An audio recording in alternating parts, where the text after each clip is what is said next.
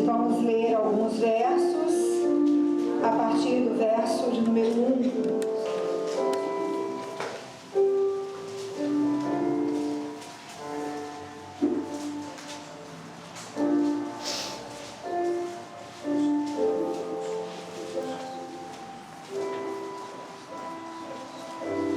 Amém? Diz assim a palavra do Senhor: na presença de Deus e de Cristo Jesus, que há de julgar os vivos e os mortos, por sua manifestação e por seu reino, eu os exorto solenemente.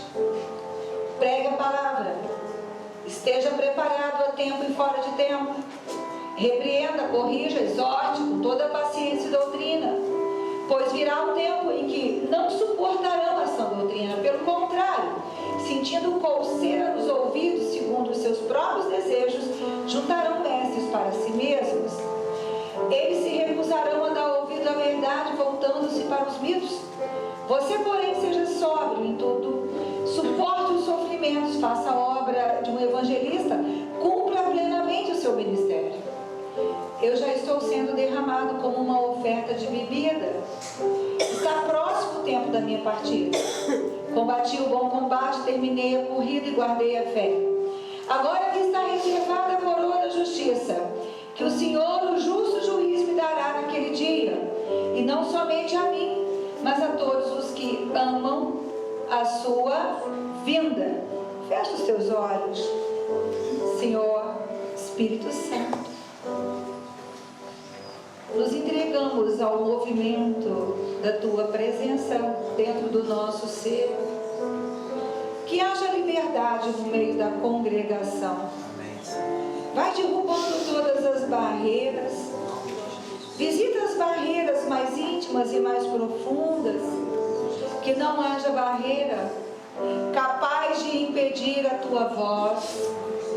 Porque Tu trazes voz de vida, palavras de cura, de consolo, palavras de restauração. A Tua palavra diz que aonde está o Espírito do Senhor, ali há liberdade. Então que haja liberdade para que Tu fales. Nós precisamos, há uma sede em nós de ouvirmos a Tua voz. Repreenda toda a força contrária, todo espírito de feitiçaria, de magia, toda obra contrária. Vai visitando, meu Deus, o projeto que o Senhor tem conosco, e vai visitando também toda a oposição infernal, e vai nos trazendo palavras e revelações, vai nos trazendo, meu Deus, unção e poder para atingirmos o objetivo que tens para conosco. É o que nós te pedimos, em nome do Senhor Jesus. Você pode se assentar. Um dos textos mais belos, né, que o apóstolo Paulo escreveu está registrado no capítulo 4 da segunda carta que ele escreve a Timóteo. Paulo aqui está dizendo as suas últimas palavras a um fiel sucessor, a um filho muito amado.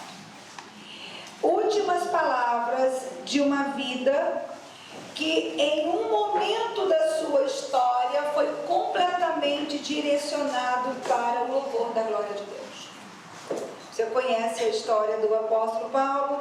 Ele era um perseguidor do Evangelho, era um perseguidor da igreja, mas há um encontro com o Senhor Jesus no caminho de Emaús, Jesus Cristo já ressurreto, e ali nasce outra pessoa, tanto que ele era chamado de Saulo, e a partir daquele encontro com Jesus ressurreto, ele é chamado de Paulo, né? E é assim que nós o conhecemos, como Paulo de Tarso.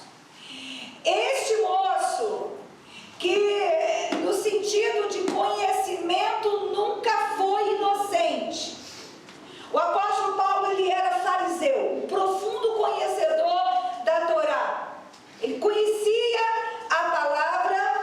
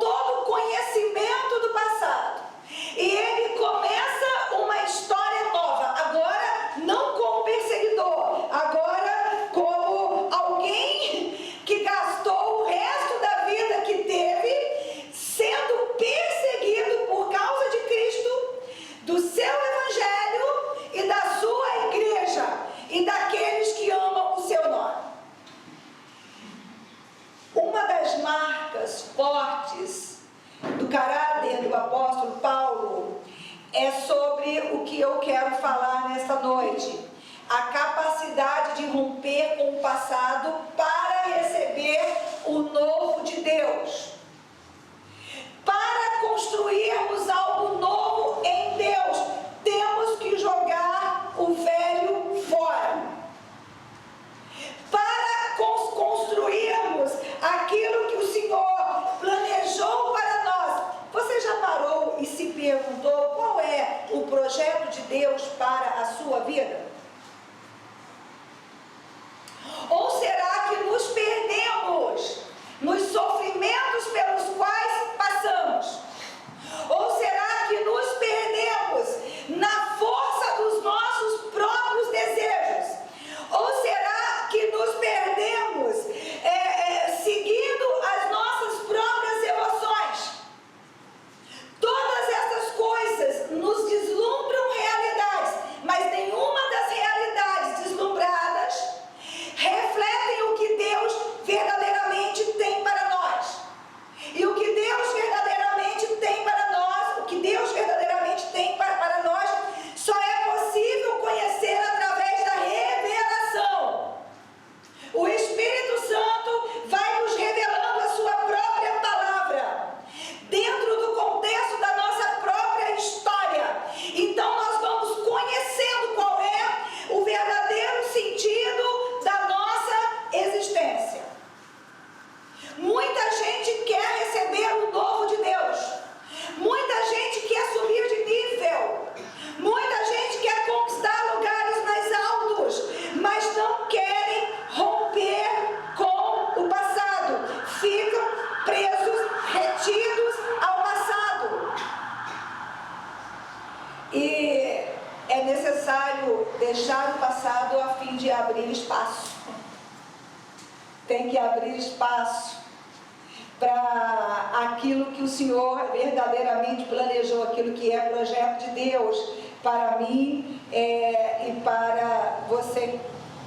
E só recebendo estas revelações, esses ensinamentos, é que recebemos unção e poder para chegarmos aonde quer que cheguemos.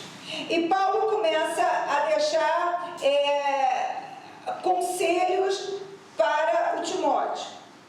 E ele vai dizendo lá no verso de número 2, no verso 1, você vai ver que ele manda essa carta para o Timóteo, mas essa carta ela tem uma conotação solene. É como se ele estivesse diante de uma audiência, onde o próprio juiz é Deus.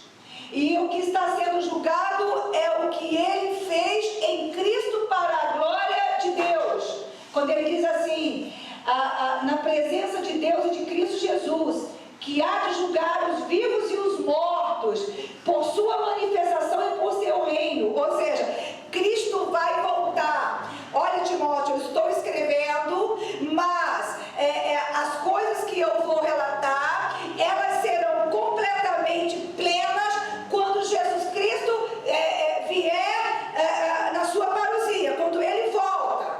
Então, Timóteo tinha que saber disso. E aí no verso 2 ele diz assim, eu quero que você pregue a palavra. E é interessante que ele fala assim, eu quero que você esteja preparado, porque essa palavra, ela tem que ser pregada a tempo e fora de tempo. E eu quero que você, ao pregar a palavra, você tenha coragem para corrigir, repreender e exortar. Corrigir, repreender e exortar. E eu quero que você faça isso com toda a paciência. Mas eu quero que você faça isso com base na Bíblia. Doutrina é Bíblia. Eu quero que você os corrija, mas não é com base em você. Eu quero que você os repreenda, mas não é com base em você. Eu quero que você corrija, repreenda e exorte. Por quê? Porque eles precisam viver de acordo com o que a palavra deseja que eles vivam. Esse é o conselho que ele deixa. E no verso de número 6, ele diz assim, Uma outra tradução diz uma oferta de oblação. Ou seja, eu vou morrer, vão me matar de maneira violenta, Timóteo. E é interessante que Paulo, ele expressa nesta carta toda a solidão de alguém que foi preso injustamente. Por que Paulo foi preso? Porque pregou a verdade, porque incomodou os poderosos, porque incomodou gente que não queria mudar. Ele estava sendo preso por anunciar a vontade de Deus para a salvação de todos aqueles que desejassem a Deus render plenamente as suas vidas. E aí Paulo fala que na prisão ele é tratado de maneira seca, áspera, e ele também fala que ele foi abandonado por muitos discípulos. Ele foi abandonado por muitas pessoas que estavam com ele neste barco, nesta missão de pregar o Evangelho. Agora, o que é que Paulo ele está dizendo? Logo no verso 7, mas você não se preocupe com isso, Timóteo. Olha só, eu não quero que você coloque o foco na minha solidão, no meu abandono e nem no meu sofrimento. Eu quero que você coloque o foco no seguinte, ele resume aqui no verso 7. Eu combati o bom combate. Eu terminei a carreira, a corrida. E eu guardei a fé. Eu não quero que você veja o tipo de... que você se prenda e nem tenha medo com o tipo de morte que vão me matar. Eu quero que você tenha dentro de você uma outra imagem. Eu quero que você tenha dentro de você o que está no verso 8. Agora me está reservada a coroa da justiça, que o Senhor, justo juiz, me dará naquele dia. E não somente a mim, mas também a todos aqueles que amam a sua vinda. Timóteo, presta atenção. Eu fui preso, eu estou isolado, na prisão eu estou sendo maltratado, por ter sido preso eu fui abandonado por gente que estava comigo. Discípulos me abandonaram, eu estou sofrendo e padecendo dores, traições e sofrimento, mas não é esta mensagem que eu quero que você guarde com você. Eu quero que você saiba que eu não me arrependo do que eu fiz. Eu quero que você saiba que eu fiz o melhor que eu poderia fazer. Eu quero que você saiba que o que está reservado para mim não é o que eles vão me oferecer aqui. É interessante que o mesmo apóstolo Paulo, é ele mesmo que diz que a pessoa, o cristão, que tem a sua esperança pautada só no tempo do presente, só nesta vida, ele diz assim, este é mais miserável do que todos os outros. Este é o mais miserável de todos. E aí o que Paulo está dizendo? Timóteo, eu fui traído, eu fui preso, eu sofri e eu estou sendo humilhado. Mas tudo isso me foi necessário. É isso que ele está dizendo. Está dizendo, olha, Timóteo, não foca no que eu passei não, porque o que eu passei foi necessário para que eu seja aperfeiçoado. Você sabe que em outro momento da vida do Paulo, ele já disse que estava pronto para morrer. Ele disse assim, olha, eu já nem sei se o melhor é estar com Cristo, mas aí ele teve uma dúvida, mas tem a missão, mas tem o ministério, tem vidas para serem ganhas, mas aqui não, aqui ele diz assim, eu estou pronto, a minha carreira ela já foi cumprida. Não é que o mundo todo tinha sido salvo, não, mas ele já tinha lançado as bases da salvação que Deus tinha para que ele lançasse, mas ele estava falando de um outro tipo de término de missão. Eu também já aprendi tudo que eu tinha que aprender com os sofrimentos que eu passei.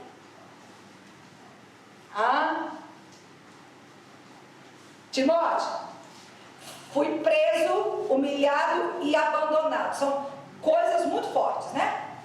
Prisão, abandono, traição, solidão, são machucadores de prender uma pessoa por toda uma existência. E eu vou dizer uma coisa para você. Eu tenho encontrado dentro da Igreja de Jesus Cristo pessoas com uma fé legítima nele. Pessoas com um amor verdadeiro por ele. Pessoas que gostam de estar na comunhão com os irmãos, mas que não superam o passado. E aí a gente faz uma pergunta, porque Paulo está dizendo de maneira muito clara que era necessário sofrer. Então, peraí, por que Deus permite sofrimentos? Porque os sofrimentos precisam nos ensinar. Os sofrimentos, eles têm a função de quebrar duas coisas frontais. Primeiro, a minha arrogância. Sabe o que é a minha arrogância? Eu achar que posso sem Deus. As pessoas pensam que ser arrogante é andar bem arrumado, é ter um tom de voz mais enjoado. Não. É ficar exibindo coisas caras. Não. A arrogância é quando você acredita que você pode fazer do seu jeito. E você não se importa de perguntar se Deus está aprovando ou não o seu jeito. Isso é arrogância. E por que Deus permite que passemos por sofrimento? Para que a nossa arrogância, ela venha a ser quebrada. A nossa arrogância precisa ser quebrada. Em que nível? Até que aprendamos completamente que sem Jesus nada vale a pena. No final, o extrato do teu conhecimento. Salomão chegou a essa conclusão no final da vida. Um homem a quem Deus deu sabedoria, e por conta da sabedoria adquiriu muitas riquezas e fama, mas se perdeu. Ele viveu grande parte da vida, chegou até a adorar demônios, por causa das mulheres demoníacas com quem ele se casa.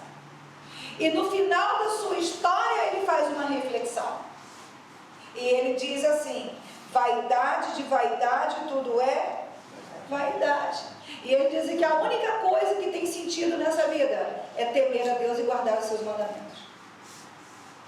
Temer a Deus e guardar os teus mandamentos. Então, peraí. Os sofrimentos pelos quais nós passamos precisam nos ensinar a ser mais dependentes de Deus e a romper com toda forma de suficiência. Precisa acontecer isso. Você sabe que tem muita gente, né, que vive sonhando. Crente pentecostal, quando sonha, então, acho que todo sonho é revelação de Deus. Não, nem Deus fala através de sonhos. Claro, a Daniel tinha inclusive um dom, né? Um dom não só de sonhar, mas ele também interpretava os sonhos de Deus, né? Mas existem sonhos que é a tua alma cansada falando com você, que você não está aprendendo. Por exemplo, gente que sempre sonha que está fazendo prova. Pastor, eu sonhei com a minha primeira escola. Eu sonhei quando eu estava no CA. Eu sonhei com... Nem sei se tem CA, então acho que não tem mais, mudou, né? Pastor, eu sonhei quando eu estava na 5ª série, quando eu estava na faculdade. E eu estou sempre ali desesperado, né? Preso numa prova, com medo. Eu estou sempre sonhando que eu tenho que passar um obstáculo, que eu tenho que que eu estou sendo testado de alguma forma. Se você tem esse tipo de sonho, não tenha medo e pergunte para você mesmo o que é que eu não estou aprendendo com os sofrimentos dos quais eu estou passando. Quando Paulo diz assim, eu já estou sendo levado como oferta de oblação, ele está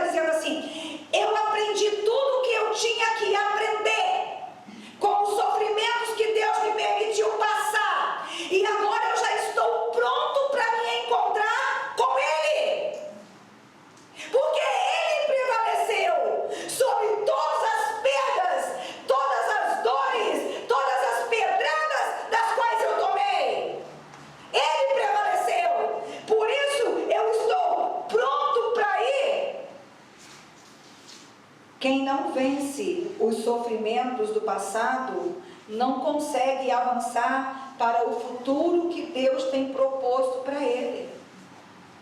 Eu estou dizendo sem medo nenhum de errar que o seu passado pode atrapalhar o que Deus tem para você hoje. A igreja de Jesus Cristo, ela não pode ser uma igreja ressentida. Sabe o que é ressentimento? É ficar sentindo de novo. A coisa já aconteceu, eu fui abandonada e traída. Quando? Há 30 anos. E quando a pessoa conta a lágrima escolhe. Não, peraí.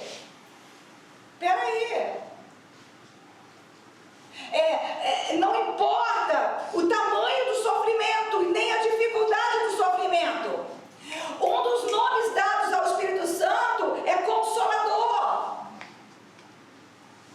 Sabe o que é? O consolo de Deus é uma capacidade que vai além da tua mente, além da tua lógica, além da sua condição e além da sua capacidade de ser curado. É a capacidade de administrar circunstâncias e situações que ninguém conseguiria. Sabe qual é o grande problema da igreja ressentida? Hoje tem até louvor ressentido. Pseudo louvor.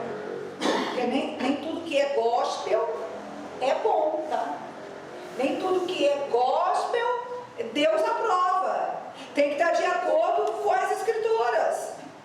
E tem louvores aí que a pessoa está dizendo: olha, quem me viu chorar, quem pisou em mim, que não sei o quê, agora quando eu vencer vai ficar humilhado. Gente, pelo amor de Deus, em nome de Jesus, o nome disso é ressentimento.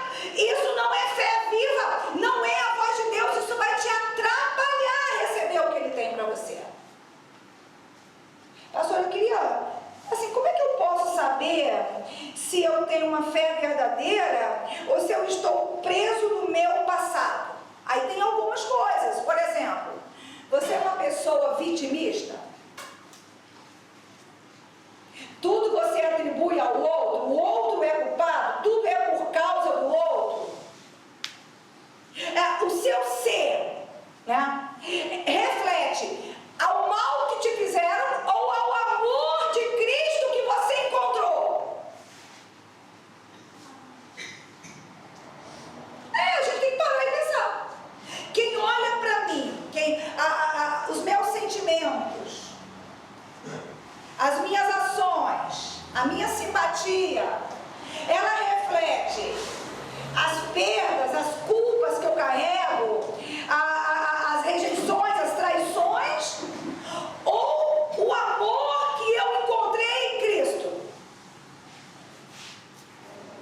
Eu preciso me perguntar.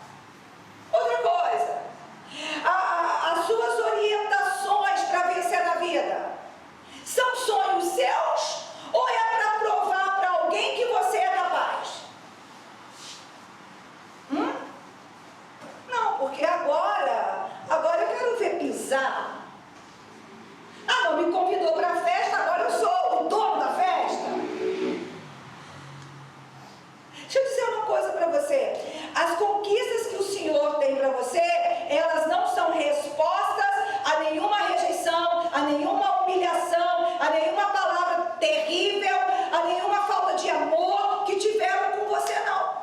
Eu queria até que você repetisse comigo. Porque Davi, ele transcreve isso em uma frase do Salmo 23. Ele fala assim, repita comigo: preparas uma mesa. Preparas uma mesa. Perante mim. Perante mim. Na presença. Na presença. Dos meus inimigos. Unge a minha cabeça com óleo. E o meu cálice transborda.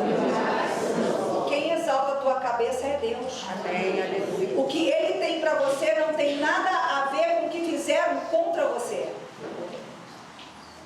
O que Ele tem para você não tem nada a ver com quem te aceita ou quem te rejeita.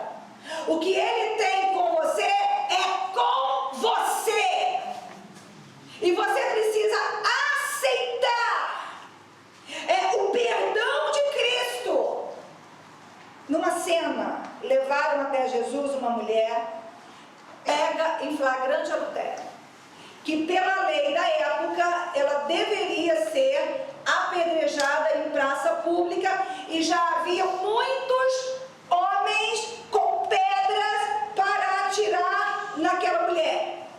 Jesus Cristo, então, depois de rabiscar o chão, ele se volta para a multidão punitiva e faz uma pergunta.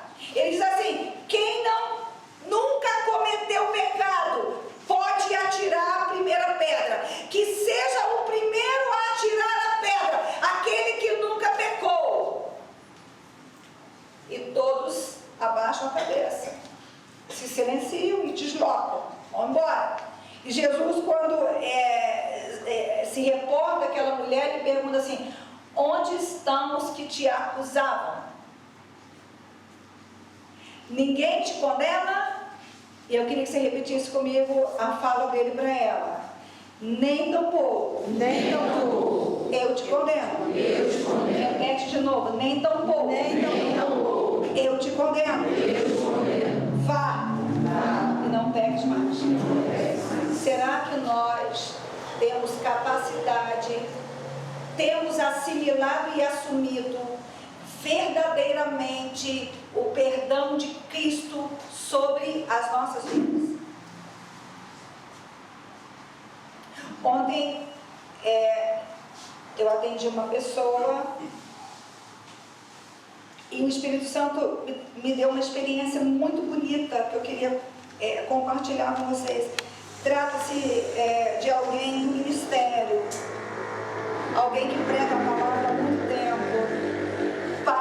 Trata-se de alguém aprovado com louvor no seu ministério. Não é uma pessoa escandalosa, não é uma pessoa malvada, é uma pessoa com uma conduta acima da média. Mas essa pessoa, ela, na hora de fazer algumas coisas para alavancar na vida, ela tinha decisões que faziam com que ela retrocedesse. Uma autossabotagem, para usar uma linguagem da psicologia. E aí, conversando com essa pessoa, eu falei assim: mas por quê? Por que você faz isso? Ela respondia: mas por que você faz isso? E por quê? E por quê? Aí chegou uma hora que ela parou. E ela falou assim: pastora, está me vindo uma coisa. O semblante dela mudou completamente. E ela disse assim: eu assimilei.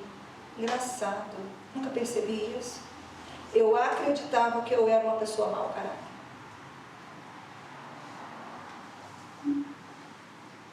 É por isso que na hora de ir, eu me embolava e eu não saía do lugar. Eu acreditava. Provavelmente, alguma palavra dita quando ela era pequena, sabe, entra, se estabelece e a gente não sabe. Fala: pastor, mas você acha que o Freud está certo? Não, eu acho, né? Quando ele fala do inconsciente, eu acho que o Freud está certo. Mas o que eu estou dizendo não é por causa do Freud, é por causa de Paulo. Paulo é que diz assim: em parte conhecemos, em parte profetizamos. Quando ele diz em parte, esse em parte, ele está dizendo o quê? Você não conhece tudo. Tem motivações e sentimento seu que você talvez não conheça. Aí fala: pastora, mas por quê? Porque Deus, repete comigo assim: Deus me ama. Deus me ama. Quem ama, cuida. Quem ama, cuida. Gravou isso? Tem coisas que Deus, ele vai permitindo você construir dentro de você capacidades para lidar com aquela informação, para depois ele te informar. Sabe essas pessoas que saem falando na cara dos outros tudo que pensam e chamando isso de sinceridade? Isso é tudo, menos sinceridade, é ruindade, maldade. perversidade, gente que quer o seu mal. Não é bondade. Inclusive, você sabia que as pessoas têm capacidades emocionais diferenciadas? E pior, o que é diferenciadas? Então, um tem uma capacidade, o outro tem outra, outro tem outra. Nem todo mundo aceita tudo, aguenta, suporta. Mas eu vou além.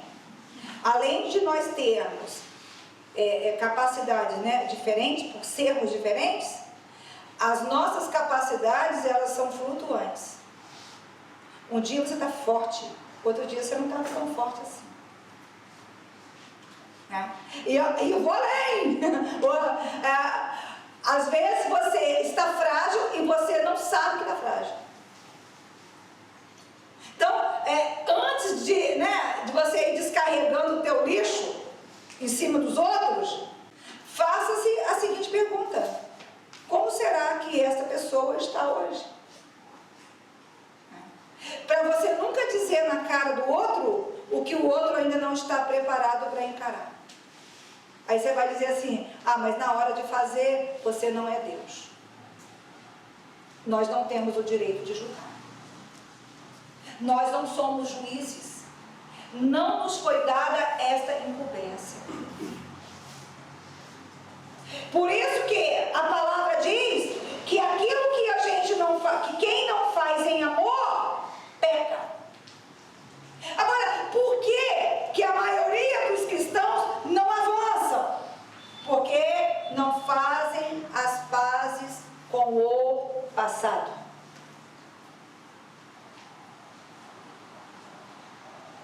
Perdoe. Aceite. Aceite. Ah, pastora, é que a minha mãe, ela não me amou. Nem todas as mães amam. A gente precisa quebrar com essa imagem, né, católica, que Maria, mãe de todos, toda mãe é igual a Maria. Não é. Não é. Não é. Tem mãe e mãe. E talvez a sua mãe não tenha conseguido ser a mãe que você precisou. Talvez a sua mãe, ela não lhe ame. O fato de uma mãe não amar o filho não tem a ver com o filho. Tem a ver com a mãe. Ela poderia ter sido a mãe de Jesus. Gabriel poderia ter saudado ela. Salve fulana, cheia de graça. O Senhor é convosco. Bendito seja vós entre as mulheres. Bendito é o fruto do seu ventre. E ela seria uma péssima mãe. Porque não tem a ver com o filho, tem a ver com ela. Mas você não tem a ver com o nível de amor ou desamor que a sua mãe tem para você. Você tem a ver com seu pai. Seu pai que está no céu. O seu pai que está no céu, que antes de criar o mundo, criou você dentro do coração dele. E deu para você um destino. E deu para você uma missão. O que ele fez? Ele se oportunizou de um método. Qual é o método pelo qual Deus manda a vida para a terra? O crião de um óvulo com espermatozoide. Antigamente era só através do ato sexual. Hoje pode acontecer in vitro, né? Num tubo de ensaio lá dentro de um laboratório. Mas esta é a forma. Mas você não nasceu. O destino da tua existência não é ser aceito pelo teu pai, amado pela tua mãe, aprovado pela tua família, pela tua professora da primeira série. Não foi. Pelo pastor da tua igreja, pela pastora, pelo padre, será por quem? Sabe qual é a grande doença da igreja moderna? Relacionamento frágil com o céu. Sabe o que é um relacionamento frágil com o céu? Você não... Já sabemos, né? Eu tenho pregado muito sobre isso, que nós somos um espírito. Você não tem um espírito. Paulo fala sobre o homem interior, o homem espiritual. Então você é um espírito, criado à imagem e semelhança de Deus, que é espírito. Você tem uma alma e você mora num corpo. Mas quando Cristo morre na cruz, a todo aquele que o reconhece como Senhor e Salvador, Paulo escreve, foi-lhe dado o poder de serem feitos filhos de Deus. Usando uma linguagem de Jesus Cristo, é nascido da água, é nascido do Espírito. Quem recebe Jesus como Senhor e Salvador, nasce do Espírito de Deus, para viver uma vida espiritual. E as pessoas pensam que uma vida espiritual é uma vida artificial, ou imaginária, ou mitológica. Mas não é. A vida espiritual é a vida verdadeira. O espiritual, ele tem que iluminar o natural. Ele tem que tocar o natural. O espiritual tem que aprovar o natural. É interessante que no segundo livro dos Reis, no capítulo 6, dos versos 15 e 17, dos versos 15 ao 17, deixa eu contar o pano de fundo da história para você se situar. Israel estava em guerra contra a Síria e o rei da Síria armava estratégias para pegar o rei de Israel. Mas ele não conseguia, porque toda estratégia que ele montava dava errada. Aí um dia informaram para o rei: sabe por que você não consegue capturar ele? Porque tem um profeta lá, que ele, de dentro do quarto dele, ele sabe tudo que você fala aqui, porque Deus mostra. E é este profeta que conta para o rei todas as estratégias que você traça para capturá-lo. Então ele escapa. Aí agora vamos ao texto. Aí a decisão do rei. Aí o rei então manda carros e cavalos para capturar o profeta. E olha o que aconteceu. O servo do homem de Deus levantou-se bem cedo pela manhã, e quando saía, viu uma tropa com cavalos e carros de guerra, havia cercado a cidade. Então ele exclamou: meu senhor, o que faremos? Então, ou seja, esse homem de Deus é o Eliseu, o profeta, né? Quando o servo dele sai de manhã, que ele coloca a cabeça para fora, ele vê que a cidade está cercada, ou seja, tinha soldados e carros de guerra, o suficiente para capturar e render a cidade toda. Ele não sabia se era para pegar só a cidade ou ele, mas segue o texto. O profeta respondeu: não tenha medo, aqueles que estão conosco são mais numerosos do que eles. E Eliseu orou: Senhor, abre os olhos dele para que veja. Então o Senhor abriu os olhos do rapaz, que olhou e viu as colinas cheias de cavalos e carros de fogo ao redor de Eliseu. Vamos lá. Mundo natural. Havia um cerco, uma tropa de soldados e carros de guerra para capturar um único homem. O servo desse homem, quando vê o carro, alarmado, disse: Senhor, o que vai acontecer conosco? Atemorizado, com razão. A resposta do profeta: não tenha medo, não se preocupe. Maior são os que estão conosco do que os que estão com eles. E aí, imagina se fosse você.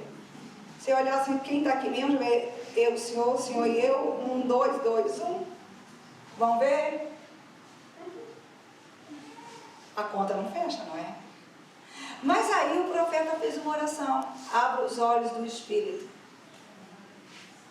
Abra os olhos do Espírito.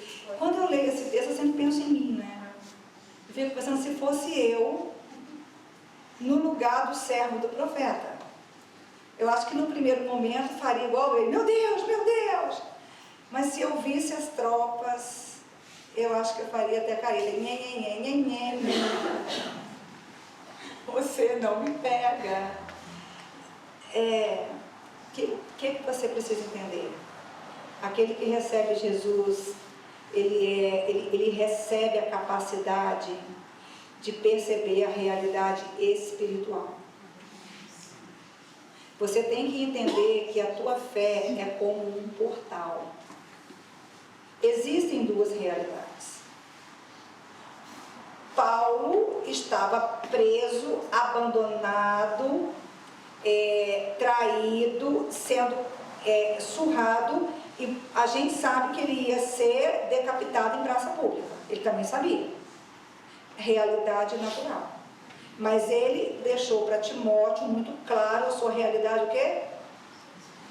Eu vou receber a coroa da justiça.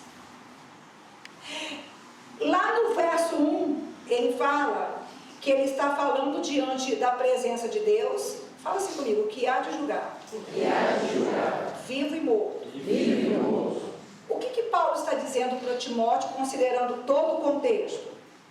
Não se prenda nas injustiças, não se prenda na crueldade, não se prenda em nada do que eu sofri. Isso foi necessário, a minha arrogância foi toda quebrada, a minha ótica própria foi toda quebrada, Cristo prevaleceu sobre mim e eu vou receber o que Ele preparou para mim antes do mundo ser criado. Não se prenda. E eu quero que você pregue a palavra, porque vai ter um tempo que as pessoas não vão querer aceitar a palavra, porque elas vão desejar fazer o que Deus não permite. Esse desejo vai ser como colseira nos ouvidos, elas vão estabelecer mestres que aprovem o pecado delas, mas não se prenda nisso, porque esta coroa, ela não está reservada só para mim. Essa coroa está reservada, aí você vai completar a frase junto comigo, para todos que amam a vinda do Senhor, todos que amam a vinda do Senhor. Deixa eu dizer uma coisa para você. Não importa como é que você vai viver essa vida, ela vai passar. Isso ela vai passar. Você pode viver viajando, passeando, brincando, você pode viver da melhor forma, não importa, ela vai passar. Ela não vai ficar para o final. Para o final vai ficar a eternidade. A eternidade é que vai prevalecer. E de que lado você vai estar? De que lado? O cristão, ele tem que ter uma forma diferente de olhar para o sofrimento. Se o cristão não olhar para o sofrimento como uma forma de Deus nos ensinar, pastora, eu tenho que aprender tudo com sofrimento? Pelo amor de Deus, não. Porque, quem enfrenta o divórcio, enfrenta as consequências dele, sim ou não? Quem enfrenta uma falência financeira, uma pessoa que se entrega ao vício, deixar o vício, vai perguntar para quem conseguiu superar um vício, quanto custou para ele? Tem um custo. Mas o que o sofrimento faz comigo e com você? Precisa fazer comigo e com você? Precisa ensinar eu e você sermos mais parecidos com Ele, a fim de que, ao nos rendermos a Ele no momento do sofrimento, possamos receber visão e unção para conquistar e fazer aquilo que Ele nos criou para fazer. Esta é a missão da igreja.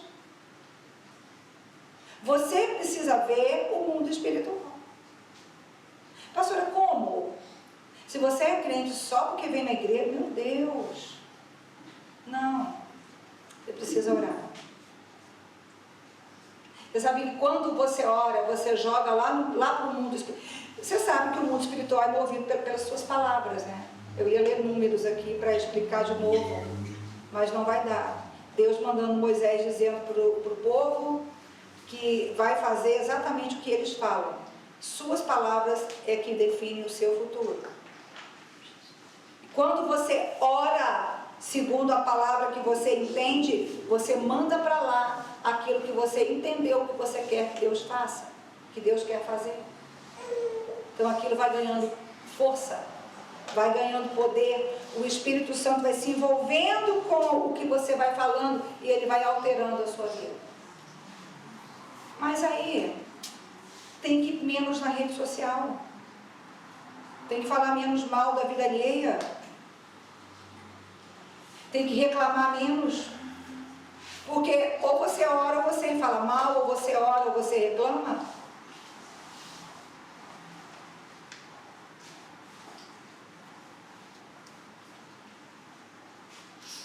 A sua fé é um portal. A realidade que você vive aqui, ela não é definitiva e ela é alterável pela realidade espiritual. Eu queria que você entendesse isso. Quando você ora e você permite que Jesus Cristo brilhe em você, você se rende a Ele. Você diz: eu não vou ser amargurado, eu não vou ser malvado, eu não vou ser pessimista. Eu não vou ficar remoendo coisas. Eu vou perdoar. Quando você toma esta atitude, você permite que a realidade invisível altere a realidade visível. A realidade invisível, ela altera a realidade visível. A sua vida, ela pode mudar. Eu falo isso porque Ele mudou a minha vida. Ele mudou o curso da minha história. Ele tem me modificado. Pastora Cris, e sofrimento? Quer mesmo falar sobre sofrimento? Está preparado? Não se prenda. Passou, passou. Aprenda. O que eu aprendi quando eu fui traído, fui deixado, fui feito de bobo? Eu aprendi o quê? O que eu deixei de ser? Mas não fica lá com cachorrice, né? Com meia culpa. Não. Levanta e faz. Segue. Teu valor não está no teu erro. Tua missão não está no teu erro. Segue. Segue e faz. Vai errando menos. Né? O nosso alvo é esse. Não é que a gente não erra. A gente vai espaçando os erros. Que o Espírito Santo possa falar. Mais força e poder em cada coração. Se coloque de pé.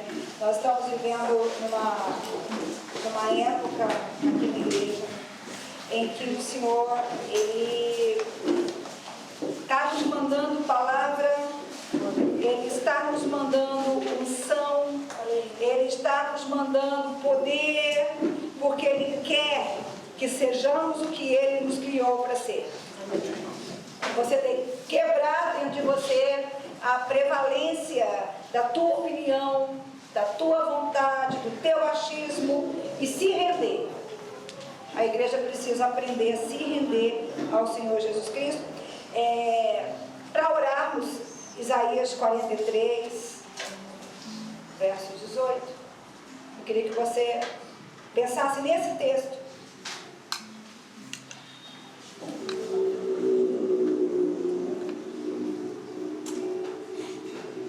Esqueçam o que se foi.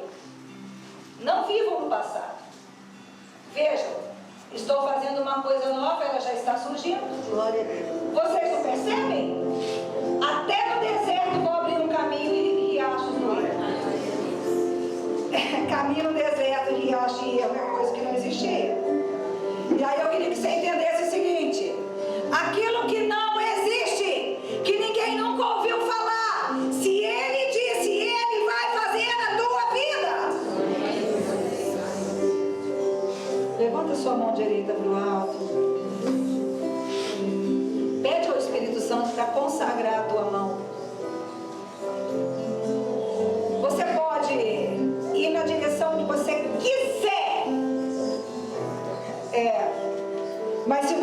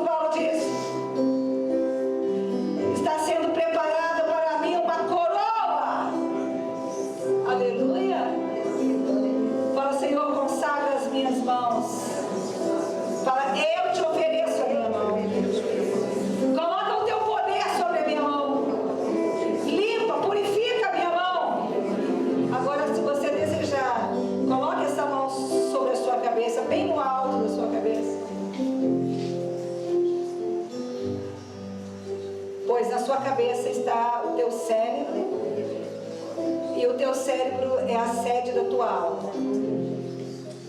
E você pode dar um recado para a tua alma, direto do teu espírito, direto do Espírito de Deus. Aleluia!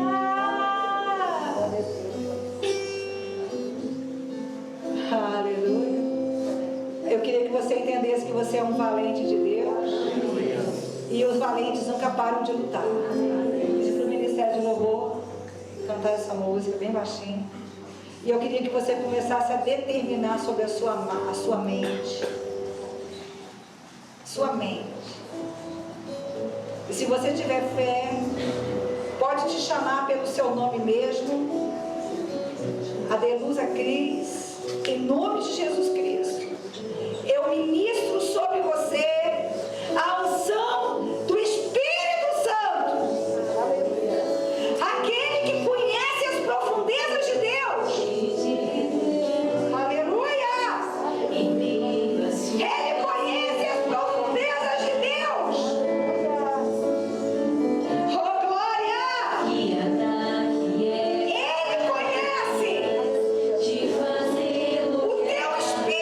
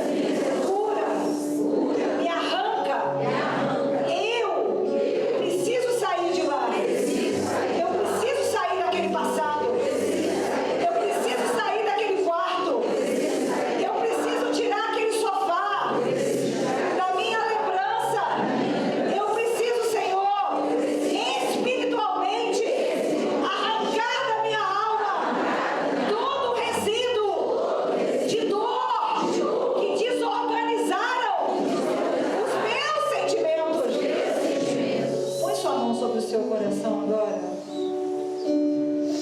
Vamos encerrar essa reunião. Mas eu queria que você pedisse ao Espírito Santo para te curar. Fala, Senhor, cura minha essência. Que eu desista de toda maldade. Que eu desista de toda vingança. Que eu desista de todo sentimento contraditório. Que eu desista de comandar as coisas.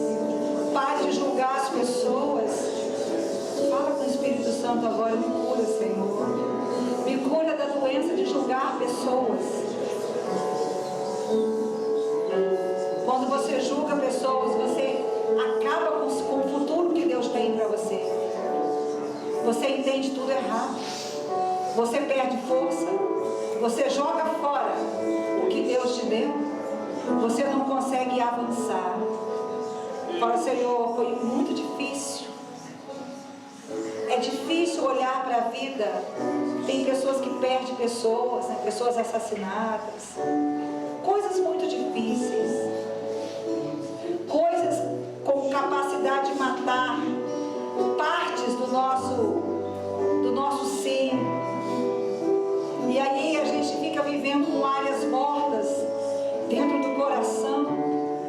Mas o Espírito Santo é o Espírito da ressurreição e da vida. Eu queria que você falasse com Ele agora. O Espírito Santo está curando pessoas.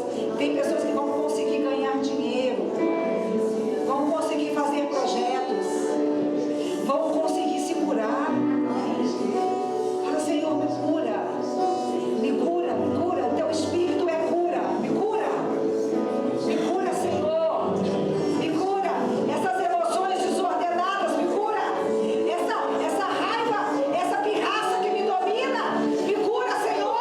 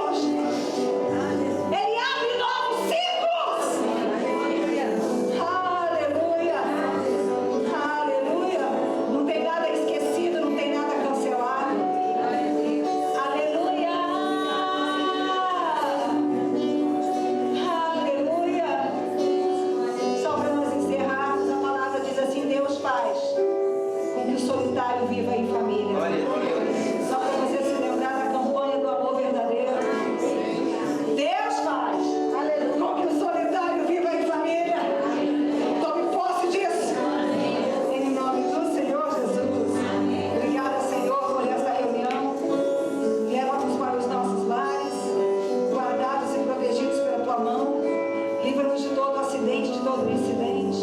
Que o Senhor te abençoe e te guarde. Faça resplandecer a luz do seu rosto sobre você e tenha misericórdia de você. Sobre